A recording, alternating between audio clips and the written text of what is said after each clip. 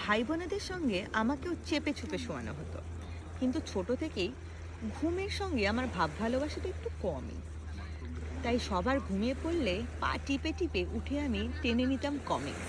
তখন খবর কাগজ ছাড়া ম্যাগাজিন বলতে বাড়িতে আসতো দেশ আর পরিবর্তন। মা পড়তো দুটোই, আর লাইব্রেরি থেকে পঙ্কা মাঝে মাঝে নিয়ে আসতো গল্পের বই।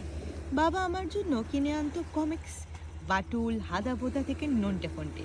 আর ছিল অমর চিত্রকথা, বীরবলের গল্প, সঙ্গে ইন্দ্রজাল কমিক্স, বেতাল, ম্যান্ড্রেক আর বাহাদুর। তবে ফ্ল্যাশ গর্ডন ভালো লাগতো না একটুও। বালিগঞ্জ স্টেশনে একটা বইয়ের হুইলার ছিল, বাবাকে বলে বাবাকে বলে দিলে সেখান থেকে নিয়ে আসতো অফিস ফেরত। স্কুলের বান্ধবী বর্ণালী আমাকে বলতো, তোকে একদম ফোনটার মতো দেখতে। রবিবারের দুপুরগুলো ছিল নির্জন বাড়িতে, দোতলায় উঠে যাওয়ার সিঁড়ির ওপরে বসে